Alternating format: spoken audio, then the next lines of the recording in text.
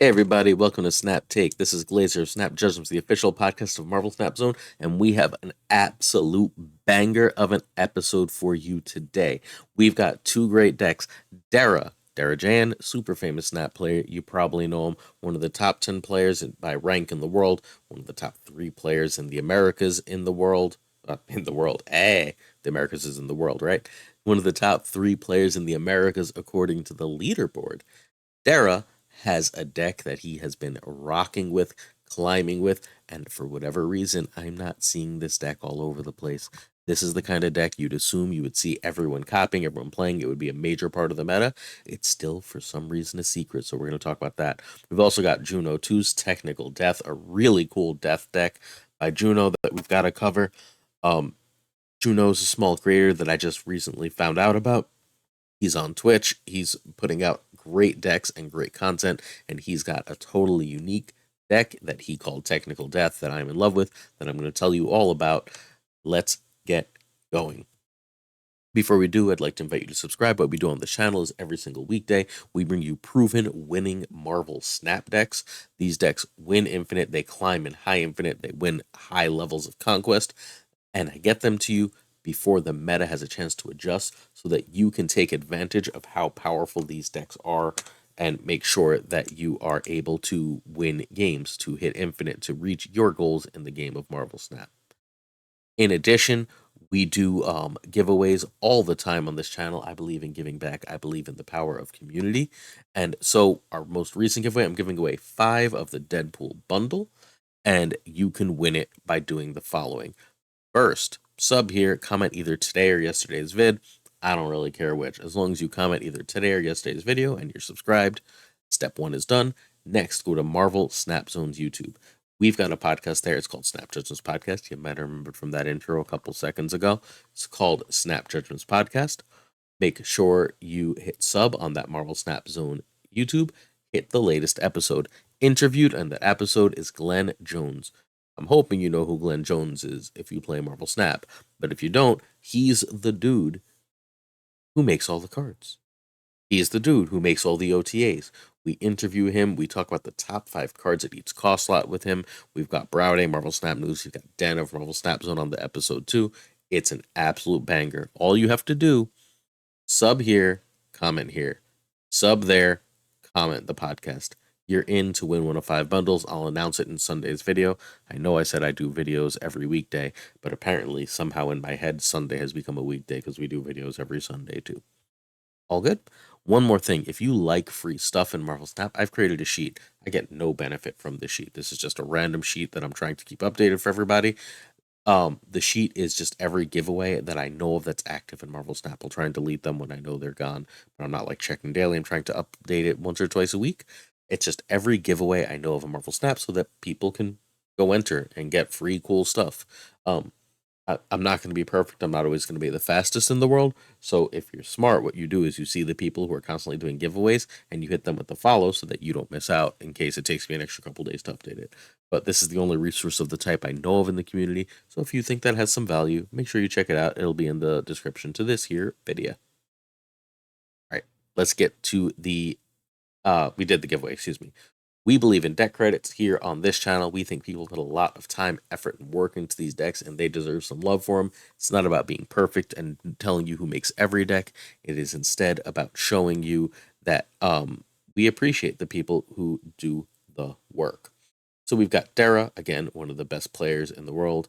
I just realized from Ken from SuperTechGod that Dera's in Brooklyn, so I love my New Yorkers. Props to Dera, one of the top 10 players in the world, one of the top 3 players in the Americas. Fantastic deck. You're going to love this one. It blew my mind, so I think it's going to blow yours too. We've got Juno 2 Tres, a new and smaller streamer. You got to support the little guy who's doing really great work, putting out great content. We've seen a lot of Johnson's Thanos deck lately. Johnson's Thanos deck is the recent one that's taking advantage of Elsa and Alioth in the Thanos shell. We're not going to cover the deck in as much depth as we cover the other 2 decks, but I want to show you where Johnson is with it now because both KM and I want to say Dex did videos on that deck, and Johnson has updated a little bit since then.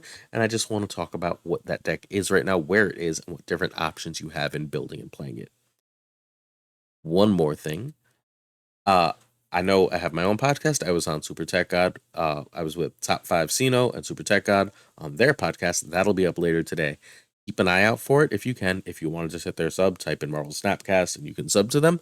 If not, I will make if you're subbed, I'm going to make a community post later today to let you know when that's live if you have interest in checking out. Just going to tell you, we had an absolute blast. It's one of the most fun times I've ever had. It's my favorite Marvel Snap podcast. It's absolutely awesome. So make sure you check out Marvel Snapcast and you will see just how much fun it is. Before we go one slide further, I'm just gonna let you know this is the second time I've done this video, and longtime viewers will know I don't believe in second takes. I do all my videos in one take. Sometimes I hiccup, sometimes like at the beginning of this one I misspeak. You're getting me raw and uncut. I'm a teacher in real life, and you don't get redos in class, right? The bell rings, you talk, you teach, they do their work, you explain, you mess up, you just keep going, right? That's how I do things. So that this is a second take is wild for me. This feels like almost surreal. Um, I did the entire first video with my mic unplugged and it was completely muted. So like I had no choice but to do a second take. Otherwise, there was no sound. So you're getting my second shot at this. So here we are. Wild, right? Let's keep going. Our deck is Dera Tech Loki. This deck is completely bonkers. It is boggling mind both that this is so good and so clever, and that everyone is not playing it because like everyone should be playing this. I tried it. It's sick. So it has a few regular Loki cards. It's got Snowguard. It's got Elsa, who goes in every deck right now. And remind me at the end. Remind me because you can talk back to me right now. At the end, after we do the how to play this deck, I'm going to talk to you about Elsa and what Glenn said about Elsa too. We've got Snowguard, we got Elsa, we got Mirage, we've got Jeff, and Jeff sort of goes in everything. We've got Coulson and we got Loki. Those are in like every Loki deck more or less. But what we're missing is Collector. That's wild, right? We're just like, and maybe no Collector. We're not running Luke, and we are running Shadow King, right? So our Collector is like triply, doubly dangerous. It's dangerous in that we might have to Shadow King that lane, and then Collector is a 0. It's dangerous in that Luke Cage is a card, and that would be bad too, right? They just Luke and then like, or sorry, we don't have Luke, and then we have to Shadow King, or they Shadow King, or anything else bad happens, Shang, so on. It's just it ends up with a bad time for us. So there's no Collector, which is crazy.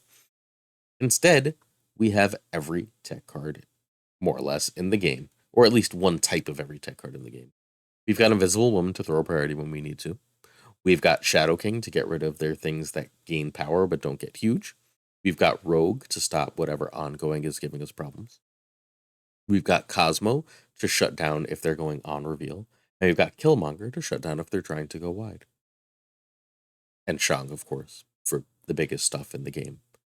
That's cool, right? Like, the idea is that Elsa is a crap ton of power and Loki is playing a crap ton of cards. If you can get Elsa and Loki down, you basically have enough power and cards to win the game. How do you lose? When they do something you can't answer. So what this deck does is it says, okay, we're going to run cards that answer that stuff and just take it off the board. It's brilliant. It's absolutely brilliant. Super great idea. Of course, it came from a New Yorker. Next up, replacement cards. Elsa and Loki aren't replaceable, and I'm going to go on a quick rant. Sorry. I'm going to get comments on this video about Marvel Snap being pay to win. I do every time Elsa and Loki are in a deck. I feel you. I feel your pain. I understand you. I hear you. I'm not denying the validity of your claim.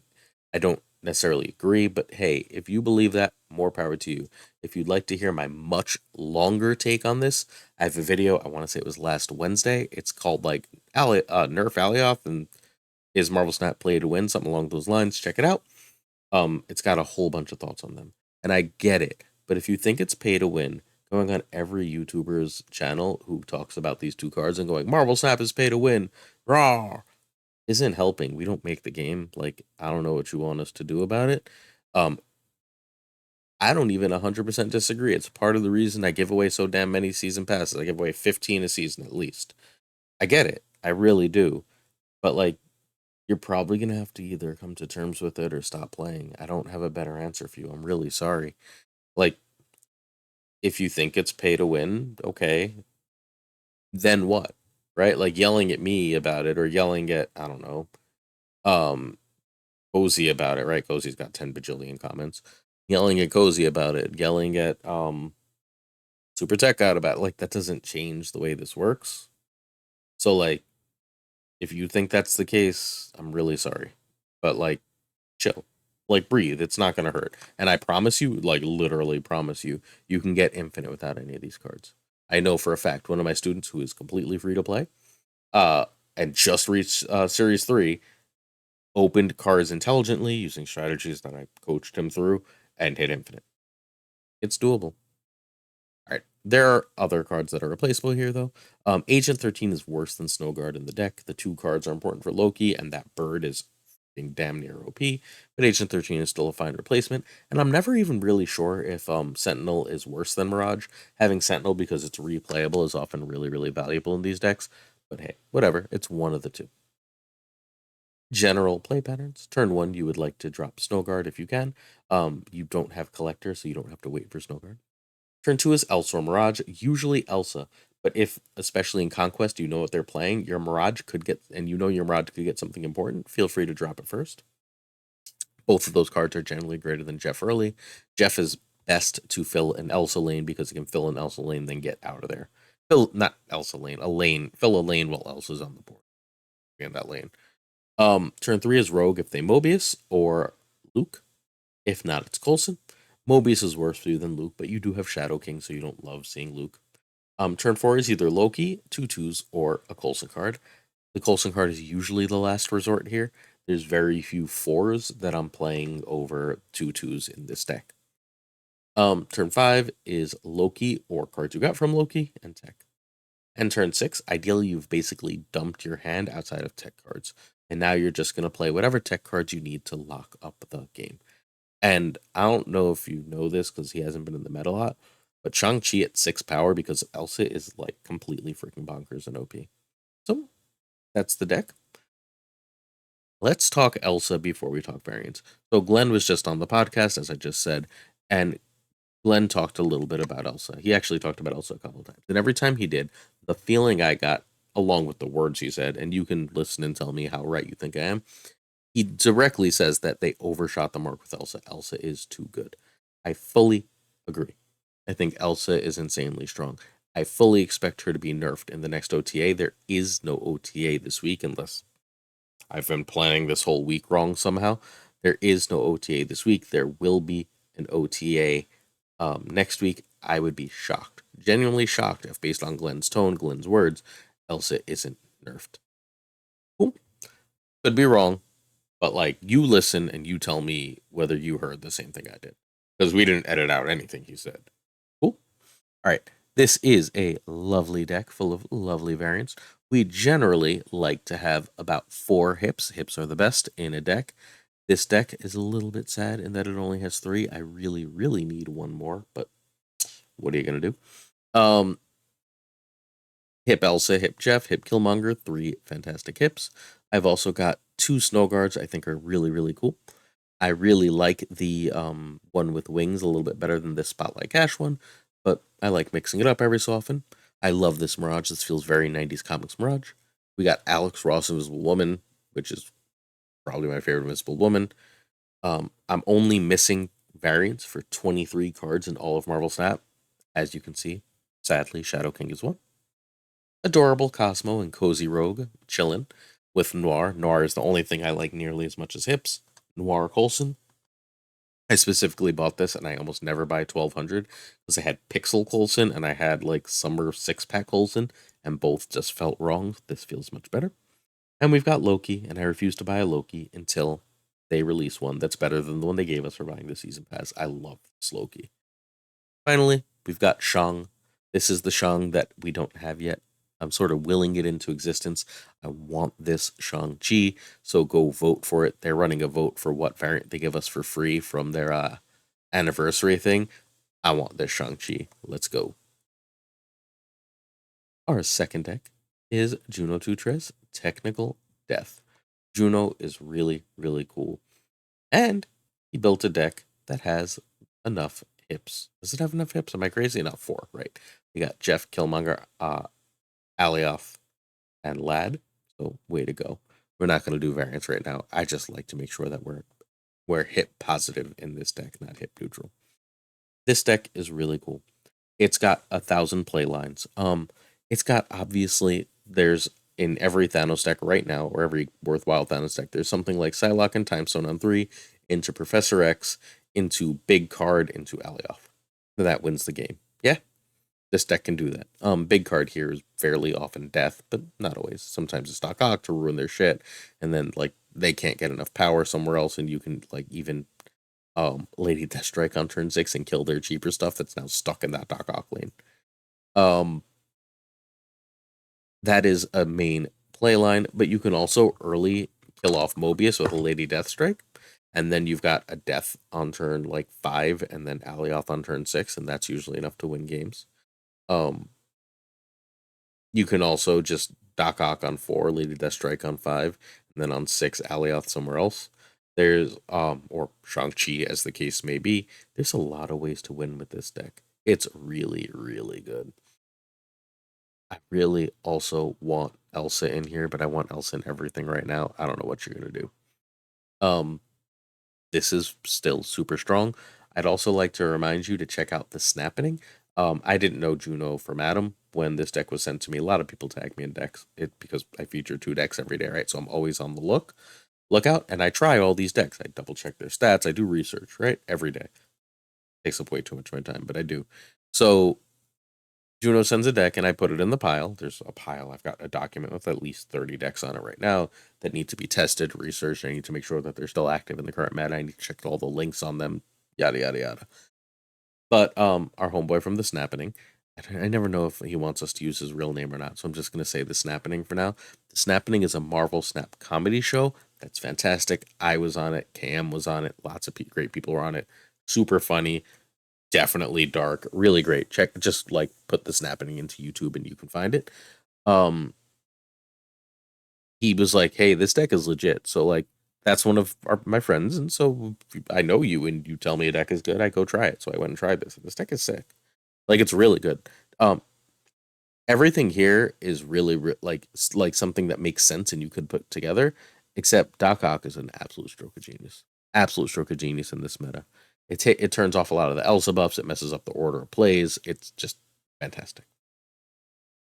All right, Alioth and Thanos are needed, and someone's gonna go. Can I replace Alioth? Nope. Sorry.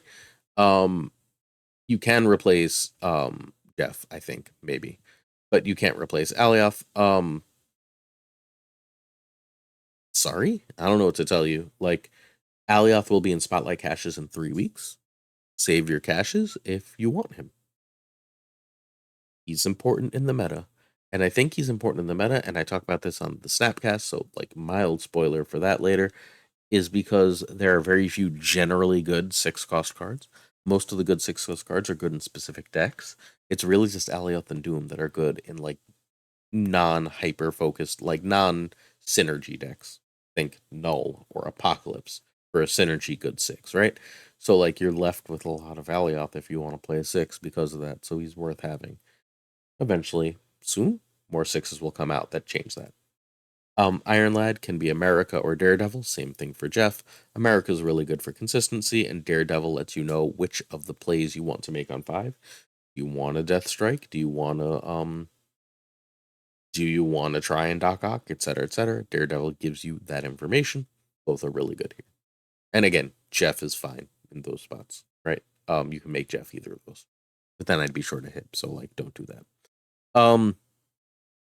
The deck is sort of built for Deathstrike, though. Like, without Lady Deathstrike, your death is in a lot of trouble. Like, a lot of trouble. So, be careful with that. Ooh. Next up, turn by turn. Death plus Strike. Stone draw. Then Stone or Jeff. Then Time Stone or Psylocke. That's the most important turn, turn 3. If you have them, you're snapping before you play them. And you play them, eat with whatever you can. Time Stone with Carnage to kill quite a few things is absolutely stellar here, because that gives you like a guaranteed Professor X lane. Turn 4, you're going to Death Strike off a Mobius, or you're going to Professor X, and once in a while you'll Doc Ock. If you didn't see a ramp card, you would really, really like to have seen Iron Lad at this point. Turn 5, you play Lady Deathstrike, Professor X, Doc Ock, or Death. You're going to have to read the board. And if Death is cheap enough, you can save Death for turn 6 to play with Alioth. But remember, if they can't play Alioth, right? If you're pretty sure they don't have Shang, and you can Death on 5, it can't get Alioth on 6, right? It's already on the board. And then your Alioth will likely have priority. So it's worthwhile to get Death down early. And turn 6 is almost always Alioth. Sometimes it's Alioth on Death. And sometimes if you've Doc Ocked and already won a lane with Professor X, it's Death Strike. All good. That's the deck. Let's talk about the variants. We've got the lovely Jacinto Carnage. I have it as friends with the Jacinto Venom, just not for this deck. Psylocke is a heartbreaker of a card. I need that hip variant very badly. It refused to show up in my shop. Same deal for Shang. Go vote for the Shang. We've got our, again, 4 hips. We've got Jeff, Killmonger, Iron Lad, which is one of my favorite hips, and Gengar down at the bottom. We've got Professor X and his boyfriend Magneto. The cute baby versions coming through a Krakoa gate. Very cool. We've also got Thanos and his love, Death. I bought the Pro Bundle. The Pro Bundle, by the way, is back in the shop for a second time. I 100% shouldn't have. I definitely didn't need to spend that money right now while I'm doing a giveaway. But I really wanted this really cool new Death, Midnight Sun's Death, to be gold, because Thanos is gold, and now both are gold. This is my favorite Doc Ock. I'm going to be honest. I know a lot of Spider fans love Doc Ock. Don't. But I do love Superior Spider-Man, and this is Superior Spider-Man Doc Ock, so I'm down for it. And this is my favorite Death Strike. I opened it in a random cache one day, and I was happy, and I'm still happy. Enough variant talk. Let's take a look at our second Thanos deck. Next Thanos deck is Johnson's Thanos deck. We're not going to do a play-by-play for this. I just want to note the spots you're playing within this deck, because this is what Johnson updated the deck to. You must play Elsa, Psylocke, Jeff. Cool?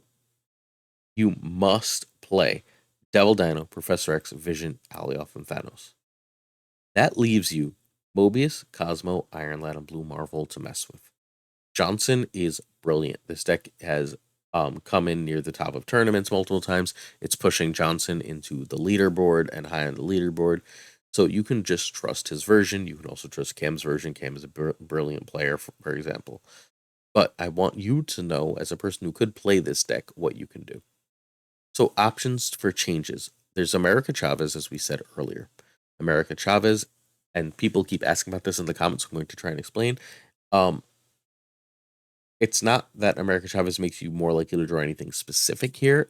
It's that America Chavez gives you the benefit of not of more often drawing stones early and less often drawing a hand that bricks with just all big cards. Because there's Thanos hands that just brick and you lose. And that still happens with America, but even a small percent chance of not straight bricking early is almost certainly worth it. There's Daredevil. That's KM's choice here.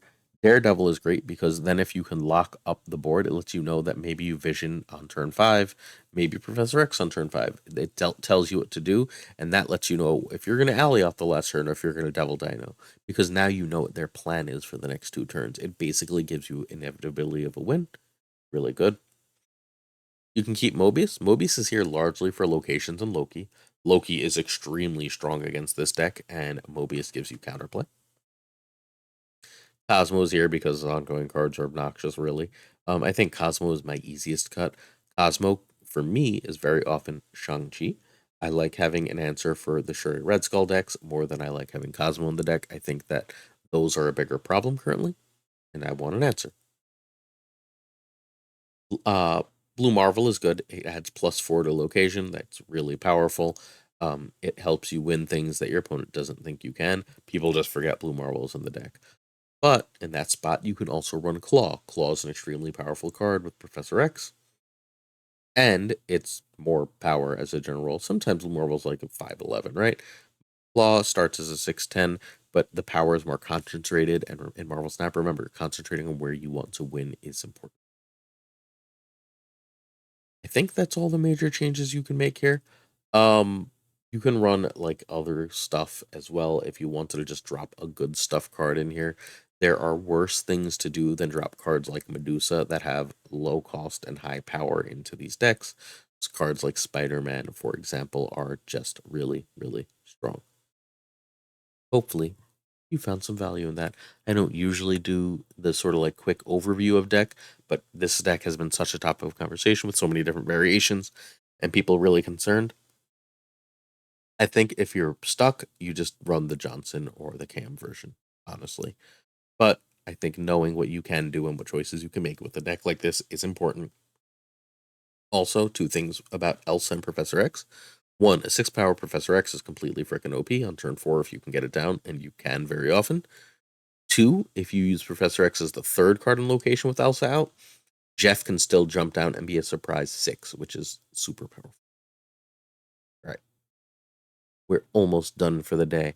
Last thing we're going to do is take a look at my shop for the day, my disappointing shop for the day. Let's start with this Punisher. It's a noir variant. I told you I really like those, but A, Punisher's unplayable. B, I bought this beta Punisher like a few weeks ago. And C, like, I don't think either feels super Punisher. I mean, I guess the second one does, right? The one I actually have feels a little bit Punisher. But even though it feels Punisher, I don't like Punisher with a mask. I think part of the point of Punisher is that he doesn't feel like a superhero. He doesn't wear a mask. He wears a shirt with a skull and maybe some armor, right? So I don't love the feel of either of these, but at least the blue one is like a cool design, even if it doesn't feel like Punisher. So I decided not to buy that. Fix Punisher at some point. We're not buying Pixels next. I have hit Mantis next. Um, This Okoye annoys me. I don't know why. I don't know why Okoye as a feudal Japan character feels so wrong, but it just does. I guess because she's one of the characters of Marvel more specifically tied to her actual setting, right? Like, that she's from Wakanda, that she's Dora Milaj. I'm gonna say that totally wrong. Sorry, I pronounce things wrong sometimes.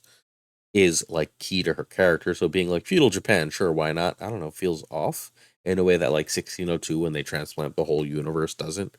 Like if there was a 1602 version of Okoye, I wouldn't care. But that it's feudal Japan just feels off to me. I considered this Doctor Strange. I think it's a really cool Doctor Strange, but they just gave us a really good Doctor Strange, right? Like this Doctor Strange that they gave us is really cool. I also have the baby Doctor Strange, which so how much I like a baby, like I like the baby Professor X, right? Is how much it feels like it captures the essence of the character, and I feel like this Doctor Strange really, the baby Doctor Strange really captures the essence of the character, so I like it a lot. I don't know if I like it better than Midnight Suns; they're like opposite cards, so it's really hard to tell. But either way, I like them as much as the 1200 gold one, and I'm not spending 1200 gold when I have two I like. Next up, we have Flaviano Ultron. It's gorgeous. I love Flaviano Ultron, but look at the Ultron I have. This is one of my favorite variants in the whole game. This one feels very Annihilation Conquest, one of my favorite comic runs ever. Read it if you haven't. Read Annihilation, then read Annihilation Conquest if you haven't. You're not going to be sad that you did. But I just think this one's cooler, and I never ever need another Ultron. This Wasp is cute, but I want Hip Wasp. I have a very good Wasp. I have the why do I never remember the word? Steampunk Wasp, which is a cool card, but whatever. I would like the hip because I like hip cards. And lastly, we have this cool Rincon Maximus. I have Kid Maximus. This one's better. We did a whole talk about this like a week ago. I'm so annoyed that this is back in my shop after less than a week. Like, if you're gonna repeat cards in my shop, can they be cards like I might want, like Hip Wasp? Just Maximus coming back after a week when I decided not to buy him is a little frustrating. Um, I think this is great. If I opened it, I would play it, but I'm also not spending gold for a card that doesn't really make a lot of my decks. Final thoughts. Thank you so much for watching. Hopefully you hit that sub button. Hopefully you check out the Glenn podcast. If you're interested, I also have an article later today on Marvel Snap Zone. It's the top 5 biggest changes in Marvel Snap over its first year of being a public game. And I have an article coming out Sunday on Marvel Snap Zone on the top sleeper decks of the week. So if you have interest, we've got so much content for you. Decks every weekday. A video every weekday, at least once a week. I do 2 videos a day. A video every Sunday. Podcast once a week. I've also got the Snap Judge Cast and 2 articles a week. Check it out. Sub, like, comment, show love. As top 3 in the world would Dera might say, it's the Brooklyn way. From the Bronx, though. Peace.